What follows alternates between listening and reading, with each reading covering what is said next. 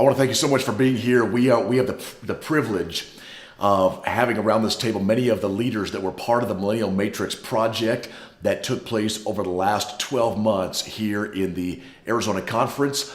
And this is going to be a chance for you, the viewer, to really be a fly on the wall as we discuss the challenges, the triumphs of this project that took place here at 7 different churches in the Arizona Conference. So I want to take just a moment and introduce our leaders around the table. Starting with my left, this is my good friend Jackie James. And Jackie James pastors at the Camelback Seventh-day Adventist Church. And we have Gary Venden, who is the head pastor of the Glendale Seventh-day Adventist Church. Gary, thanks so much for being here. And our good friend Shane Davis, who pastors the Chandler Seventh-day Adventist Church, one of our matrix churches. Shane, thanks so much for being here. This is our good friend Travis, who is one of our very gifted, talented young adult leaders that leads the Glendale Young Adult Ministry as part of their core team. And Travis, we're glad you're here. This is our good friend Larry, and Larry has been leading and really building momentum for young adult ministry at the Camelback Seventh-day Adventist Church for quite a number of years. And the only female in our group, but very important, is Sarah Warren. And Sarah Warren helps us out with a lot of the components of the Matrix Project, as well as helping us with young adult ministry in Arizona and also for the North American Division. So this is going to be the voices of the conversation for the next few moments. And again, we're excited that you're here.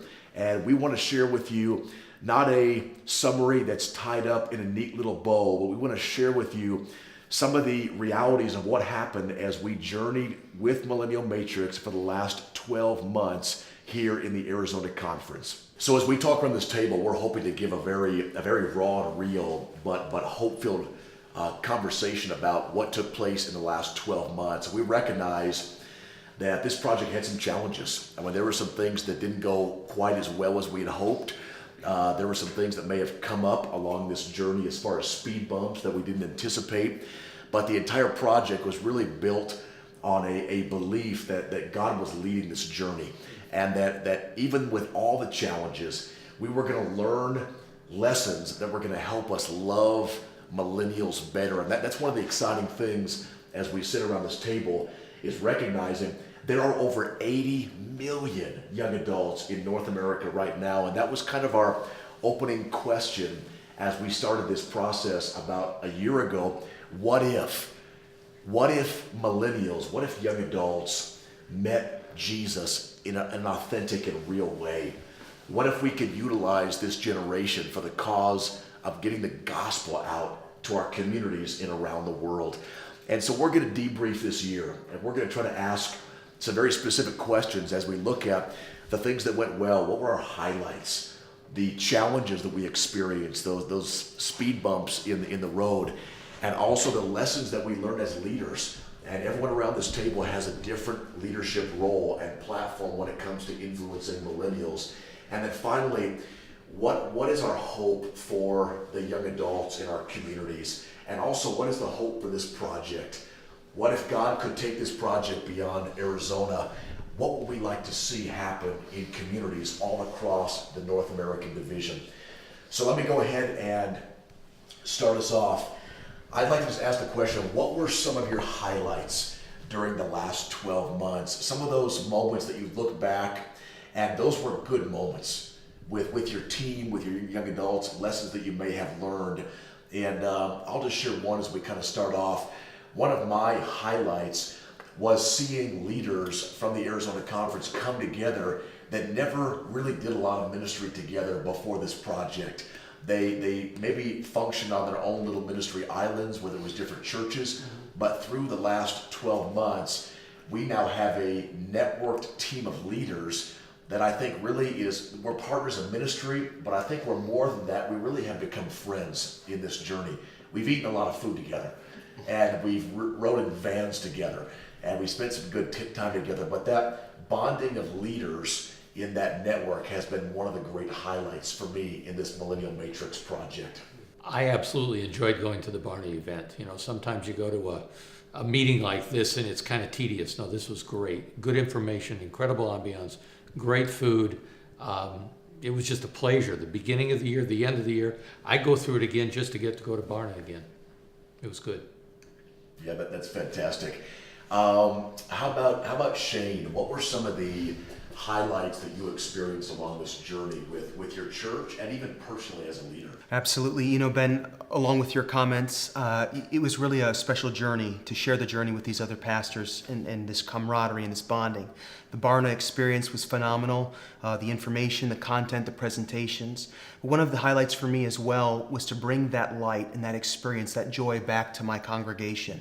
And after we got through some of the initial challenges in processing the material, to see the aha moments or the light go on for my people.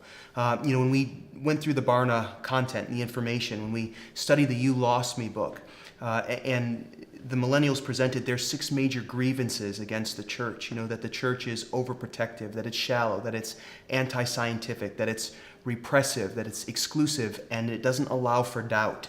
When my people got to go through that information and contemplate these concepts and see what the millennials are struggling with as they walk away, to see them say, hey, that was us. These Generation Xers and these baby boomers that are doing their best as a church to grow and develop our church for young adults, to look at, to study, to research this generation, and then to have a camaraderie with them of sorts, to build a emotional, organic connection, to say we were just like them and we don't want to let our experience be theirs. We don't want to let the things that we held back, that we repressed, that were hard for us to deal with, we don't want them to have to go through that. So to see my church mobilize and coalesce around this concept, to say we want to go forward and we want to make a difference in the lives of young adults, that was really a highlight for me and exciting as a pastor.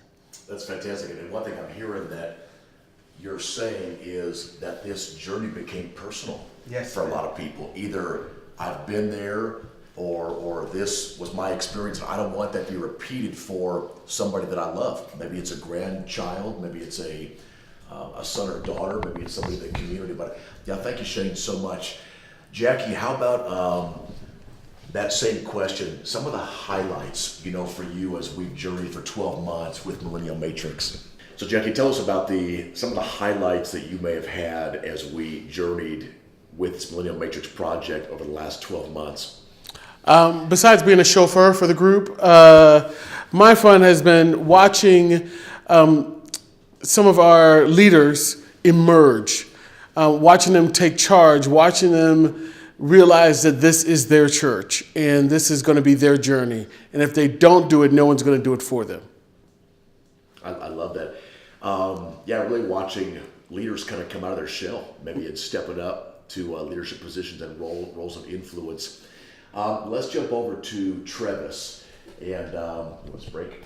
So Travis, same question. As you think about the last 12 months, Millennial Matrix, you were really a key force on the ground at the Glendale Seventh-day Adventist Church. What were one or two of your highlights that you experienced in the last 12 months?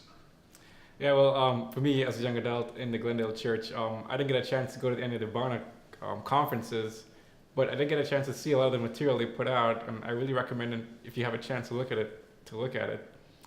But one specific highlight that stood out for me was when one of the more seasoned members of my church took it upon himself to introduce a young adult that he knew to me and to our group and get her plugged in that way. So it goes to show it's a real teamwork to just to grow the community at your local church. So that was a good highlight for me, just to see the teamwork in action.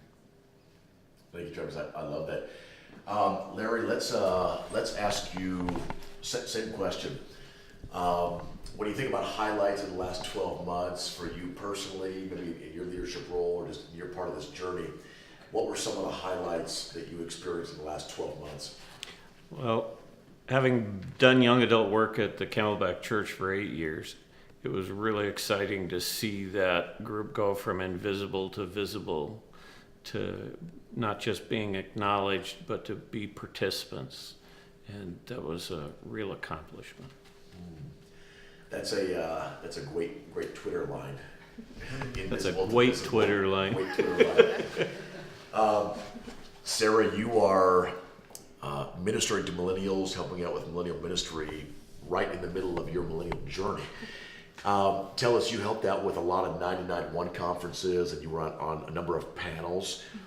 You saw the reaction of church members to what was being shared. Tell us about what were some of your highlights throughout this Millennial Matrix project as you were part of it and also watched from a distance?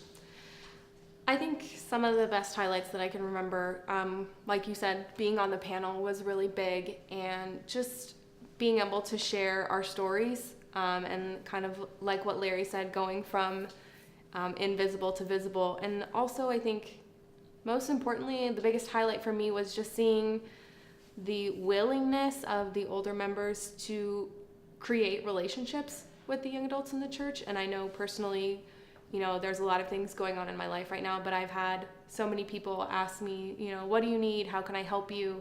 And that has never happened before. Praise God. I love that. We're going to go ahead and go to a second question.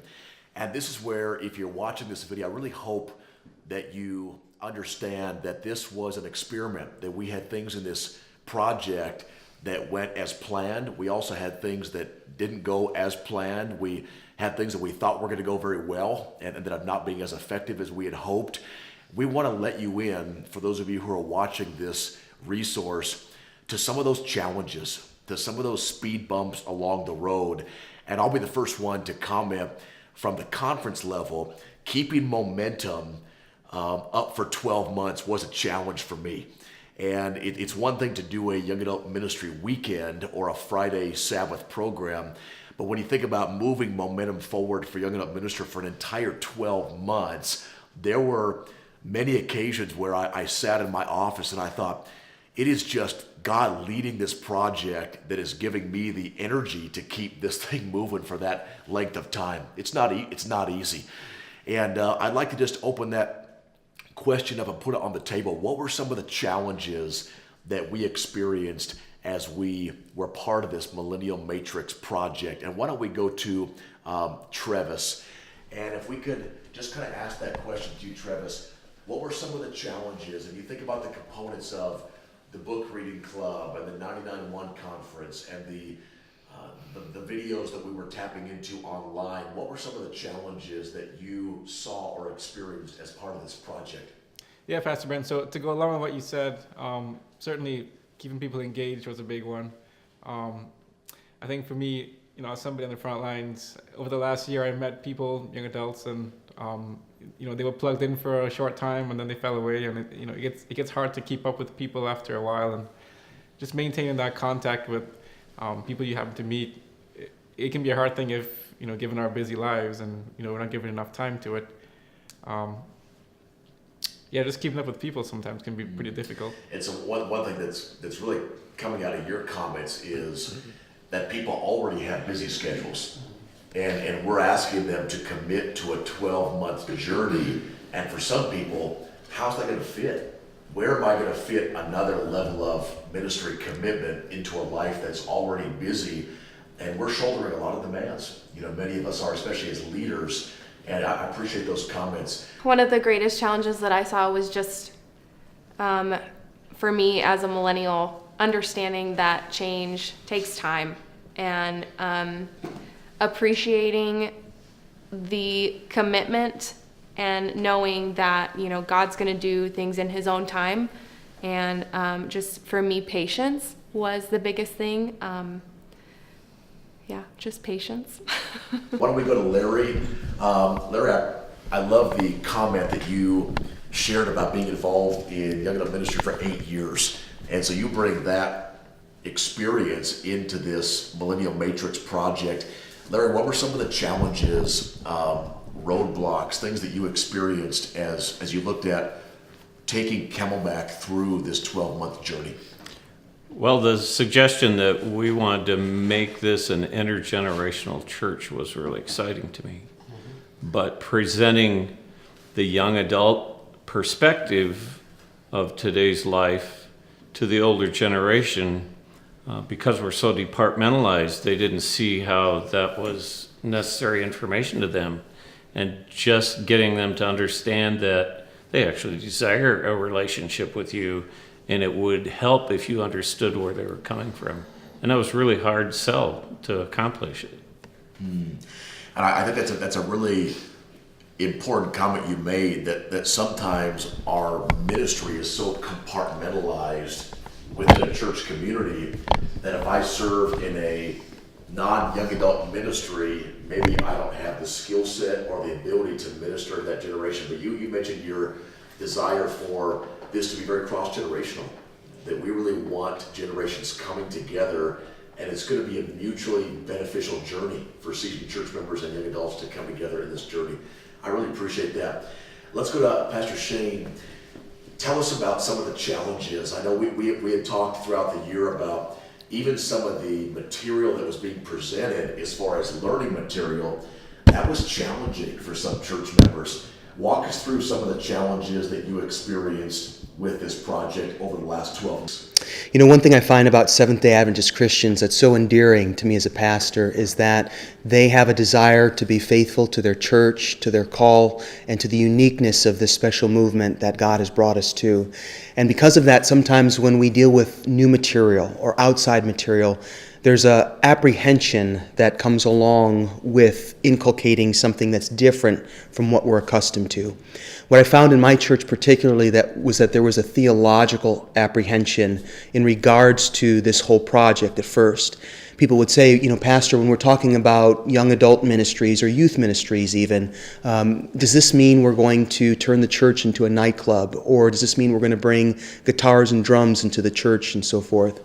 And there's a fear that people have that a project such as this is going to lead to some sort of compromise in regards to our fundamental beliefs.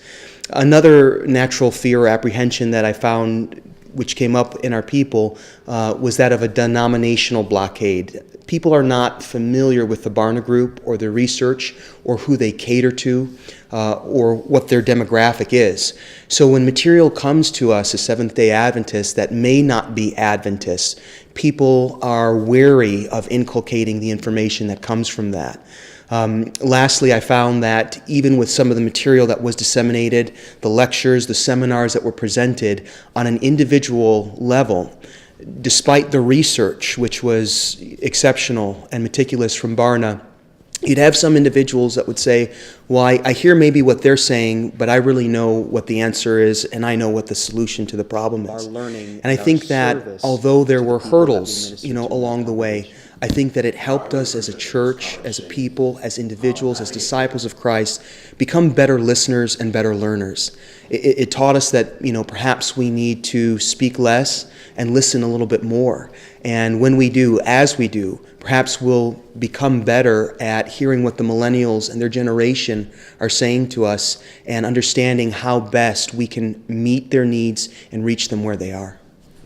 Fantastic. Thanks, Shane, for that comment and kind of the getting very specific about some of those challenges. I think is very helpful to you that are watching as a fly on the wall. Again, trying to bring you into this conversation to let you see that there were great things that happened as a result of this project, but it was not an easy project, and it did have some challenges that kind of arose.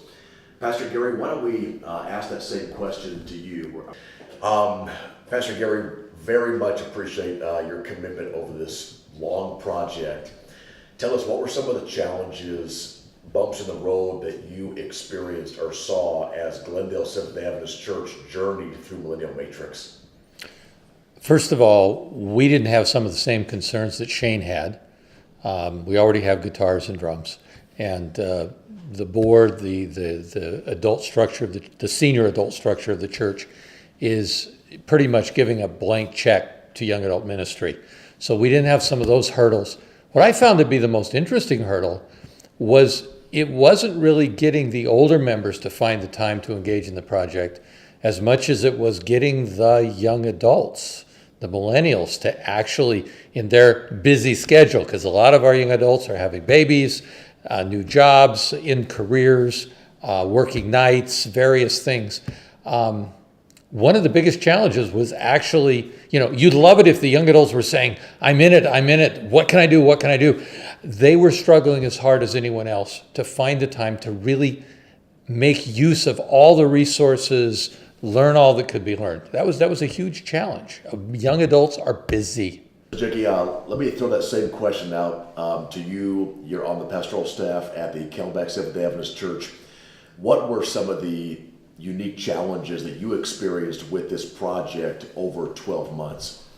For me, probably the biggest unique challenge was figuring out the vision. What was the end result? What do we want to be? We had all this information, we had all this data, we had all this activity, but was it just for activity's sake? What is it that we want to have happen at the end of the day? What do we want to look like? And that's still active. It's still a process in motion, but it's probably a challenge to go in and know, hey, this is what the outcome we want to have. Yes, we want to have young adults be active in the church, but what does that look like? What does that feel like? We want to have intergenerational ministry. What does that look like? What does that feel like? How do you implement that on a day-to-day basis or week-to-week basis? And that's something that I think we're still trying to figure out for our little community. And I think that's such a powerful statement, because as we put this experiment together for the 12 months, we also didn't know 100% what was going to be the end result. And I think we entered this project believing that this was Holy Spirit led, praying that God would guide this process, in each context of our churches. But you're right, that was kind of a challenge when you went to describing, here's what we're doing. People want to know, where are we going? What is this going to look like at the end of 12 months? We don't know. But we believe from the beginning that God was leading this process, and that by committing as leaders to learning, that something positive was going to come out of this as we prayed together and journeyed forward to love young adults within our local context. As you're listening to this conversation, I hope this is helpful to understand again that this is not an easy journey, that this was a very large commitment by the leaders around this table to stick with this project for 12 months. And I just like to say to everyone here at this table, thank you for your commitment and not giving up on this project 3 months in, or 4 months in, or 6 months in. And I'm sure if you're anything like me, there were moments when you thought, should we stop now? Should we continue on with all the learning possibilities? And it's been incredibly inspiring to me to have gifted leaders like yourselves not give up on a project like this.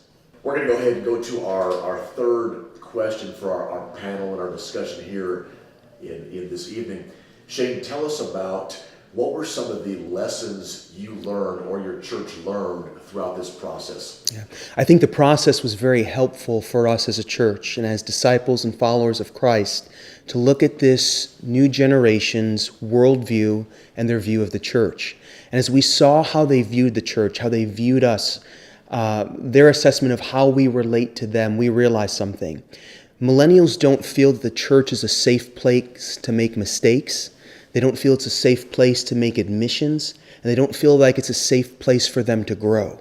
It made us reflect upon ourselves and how we share the gospel commission, how we relate not only to others, but every generation, every culture, every people as witnesses for Jesus Christ. And it helped us to kind of reprioritize some things. It helped us to distinguish between our fundamentals, the Seventh-day Adventist Christian, and some things that are culture and some things that are tradition. What are the hills that we're willing to die on? And what traditions do we love more than our young adults? And what have we valued and prized more than this precious generation that we're losing? So I think reflecting upon all that, it helped us to reprioritize and value these precious people that God wants to see in His flock and His fold. I appreciate that, Shane, so much.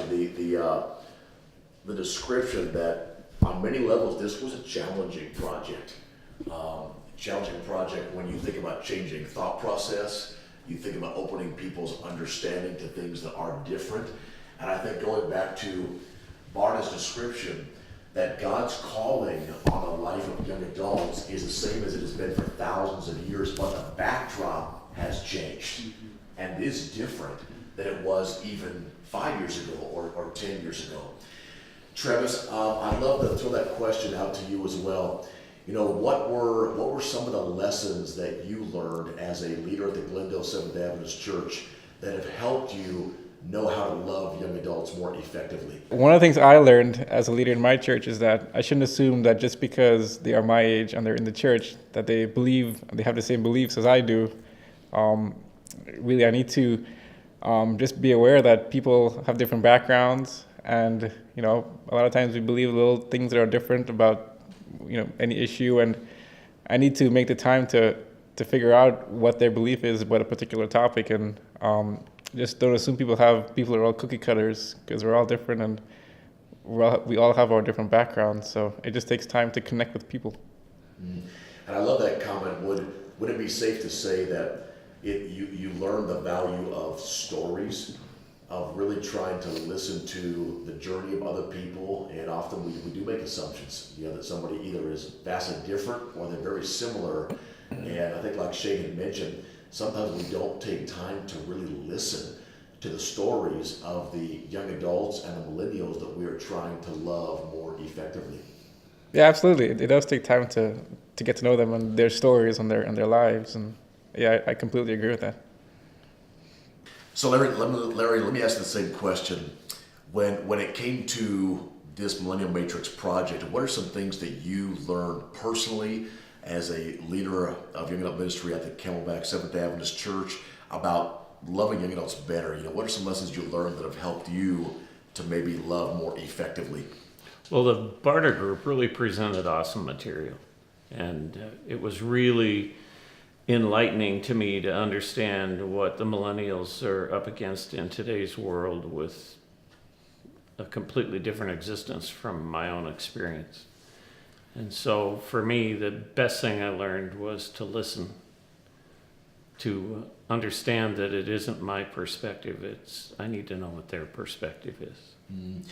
That's powerful. That's a theme that we're hearing a little bit in our conversation here at the table, is that theme of loving through listening, and really being challenged not just to make assumptions about a generation or about a millennial individual, but being able to say that person has a unique story, and there's value in taking time to really listen.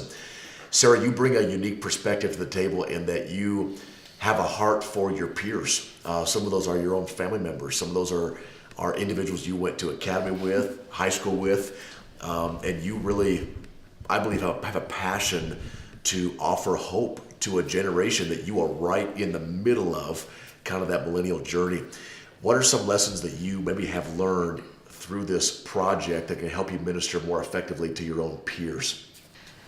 I think with being a young adult and trying to reach my peers and people that are going through similar things to me, getting married, like we talked about, starting new jobs, finishing school, not knowing what they're going to do next. The biggest part is just kind of, I guess, destroying the ambivalence that I think a lot of us are feeling towards church, and just trying to ignite a passion for being involved and wanting to participate.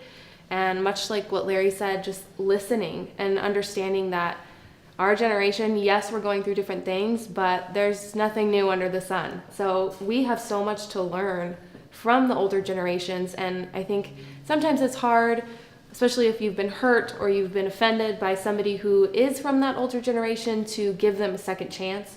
But I think that as young adults, we can be an example and show our peers that, we have a brilliant opportunity to be able to, enact change within the church, but we also need to learn from the experiences of the people who have been there and have, that passion that started our church. So that's, my biggest thing is just helping them to realize that we can listen and we can learn from each other. And I can sense the passion even as you talk. Being a millennial leader, you said two things that I thought were very powerful. And the first one was that both young adults and seasoned church members have a lot to learn from each other.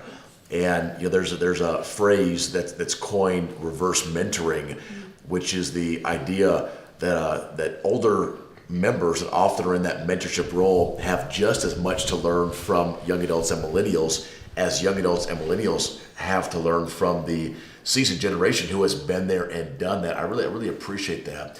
And you also mentioned that comment that giving somebody a second chance, that takes time. to rebuild some of those relationships. And maybe there's a element of patience on the part of seasoned church members as well as young adults to kind of help rebuild some of those relationships that could have been damaged or broken. Very powerful. Jackie, when you think about the experience you've had at Barna, I know you've mentioned You Lost Me a couple times throughout our conversation, the book by David Kinnaman. What are some of the lessons that you may have learned over the last 12 months? And just to let our flies on the wall into a little bit of your story, you've been ministering on a university campus for years. Right. And so much of your journey in the last 12 years has been right in the heart of young adults, whether it's getting the next generation ready for university experience, but you've been there. And so tell us, what have you learned the last 12 months that may help you love or minister more effectively to young adults? I really feel like I've learned that this generation, this demographic, really value your time. They value if you go out to a meal with them. They value just sitting down one-on-one. They value you listening to their journey, not necessarily giving them advice, quote unquote, but really just being a part of their life. And that's something that they take serious. And when you invest that time in them, when you spend that kind of capital, it will give you back, reward dividends hugely. And so you're saying that the loving young adults better, it goes beyond ministry, it's life.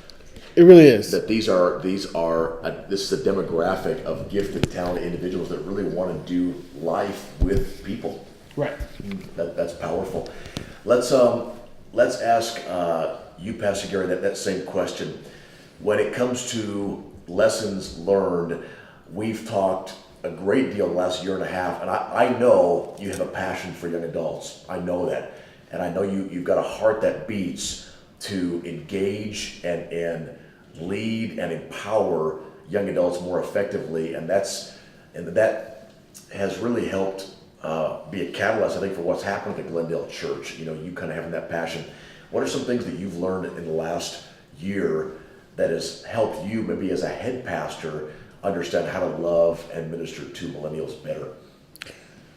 I would say that our philosophy at Glendale has been pretty much in that we had some really fine leaders to just get out of the way and let them do their thing and give them the room.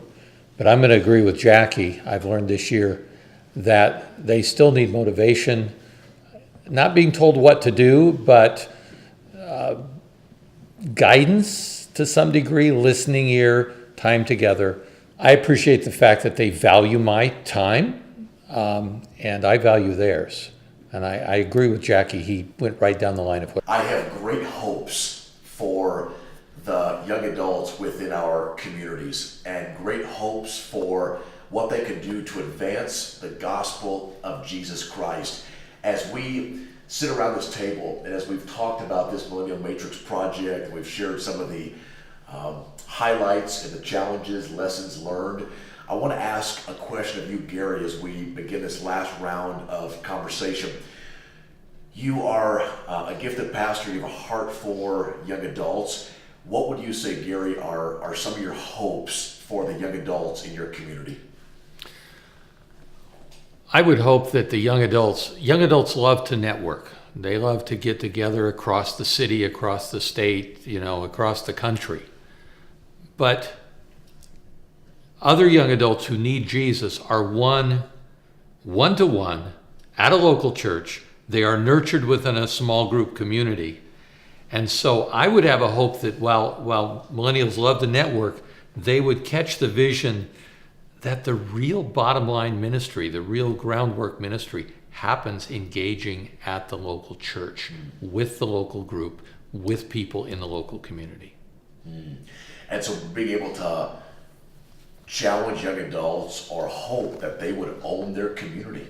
Think global, but act local. That's where people are one for Jesus. Jackie, tell us about the hopes that you have as a leader for young adults and for this project. Ben, I think that when we started this, we weren't looking for some grand increase in numbers. We were really concerned about, we saw people falling away from the church and falling away from God. And we wanted those people to know that there was a place for them and that the gospel included them. It wasn't some outside thing. And so for me, my hope is that they understand that the gospel is for them and that the church, the Seventh-day Adventist Church, is that place where they can find a home to experience gospel life. I love it. Shane, tell us about the hopes you have for your young adults and for this project moving forward. For my young adults, Ben, I would really hope that they find and feel value in and by the church, that they understand how precious they are to us, how much they're loved by us, and how high and great the calling that God has in their life for them here in the Seventh-day Adventist Church. For us as a church, I would hope for this project and this process that all of our leaders would prayerfully consider implementing it across North America. If you were to ask me, now, Shane, what are some of the theological controversies or crises that we're facing in our church right now? If you were to ask someone that question, a number would pop up in their heads and their minds and their mouths. But I don't think the generational black hole in our church would be among them. And I believe that our leaders, our pastors, our elders, our administrators, we have to reprioritize what's taking place and what we view as a problem and a crisis right now. I think that based upon the research, the statistics, and the studies, if we looked at it, we could make a strong case that millennial ministry in America is one of the toughest mission fields on planet Earth right now.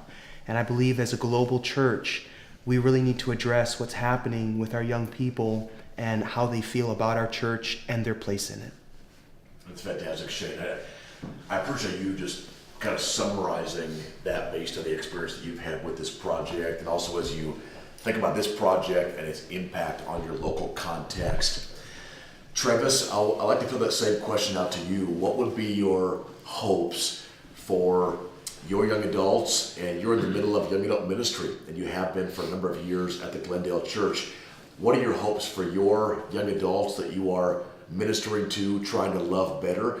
And also, what would your hopes be for this project moving forward? So in my church, I would love to see the young adults just take it upon themselves to mentor even those younger than them, even the teenagers even.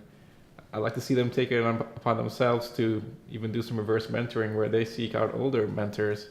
I'd like to see mentors seek out young adults as well. So just mentoring across the board, whether it doesn't really matter what age you are, you've learned lessons in life and you can share those lessons with those younger than you. So I think that's something I want to see at my church and across the board in the wider community. I'd like to see other churches embrace that strategy. So I think it's great that we have programs like these that are coming out pretty soon. And if we can share something that we've learned over the last couple of years, then I think it'll be worth it. Fantastic. Thank you so much, Travis. Well, in the local community, I'm just eager to see the groundwork that's been laid result in great leaps and bounds forward with involvement of the young people in the church. And the church has certainly embraced that. As a parent, I was excited at Barna to meet Gregory Phillips from the Oregon Conference, and even more excited to know that this program is going to be in the Oregon Conference because that's where my son lives. And Greg and I have already had some serious conversation about him. So if this does in other conferences what's done here, it gives me great personal hope. Mm-hmm. So the possibility of this Matrix project going to another community is very personal for you, especially when we talk about Oregon, because you've got someone that's near and dear to your heart and involved in your life that could potentially benefit from a community loving young adults more effectively. Yeah, thank you, Larry. As we think about this journey being over, at least for this first cohort, Sarah, what would be your hopes for the young adults in your community, your peers, and also your hope for this project moving forward? Too many to count, but if I had to choose for my peers, I think my hope for them is that they're going to find a church that will use their unique talents.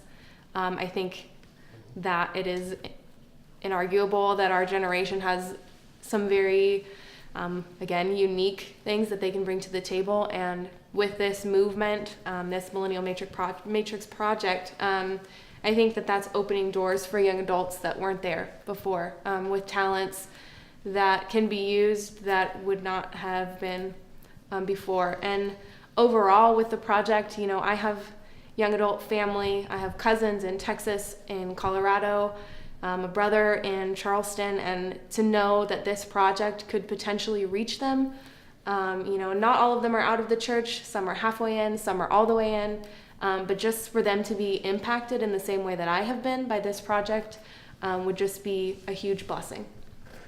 Thank you, Sarah, so much. Pastor Gary, as you think about this project, can you describe a few of the highlights for you personally as the head teaching pastor of the Glendale Church? I've never been really big on somebody telling me what to preach, but you said you wanted 4 parts on mentoring. I have to say that turned out for me to be the highlight of the year. What I learned, what I was able to share, what it has launched in our church for the coming year and years. I would just encourage the pastors who are involved in this to respond to and dig into and do the mentoring series. I found it life-changing. I want to thank you for taking the time to be a fly on the wall and listen to this conversation as we have talked about this Millennial Matrix project. And I hope that you have gathered that there are things that went well. We had some challenges along the way, but as we have really pulled this thing together conversationally, all of us can attest that there was value in this learning journey, that when God is leading a process like this in your church, that you can have an environment that can love millennial young adults more effectively. I want to give you a challenge. If you are a leader in your community, if you're a church member, if you're a teacher, an elder, or a deacon, or a pastor, I would like to encourage you to prayerfully consider running a Millennial Matrix project in your community. When it comes down to it, this is a project of learning, and it's a project of prayer, knowing that your church has a unique contribution to loving the largest demographic of young adults better that our world has ever seen. I believe that there is unlimited potential when it comes to reaching and utilizing this generation for the cause of Christ. And I want you to consider being a part of that mission.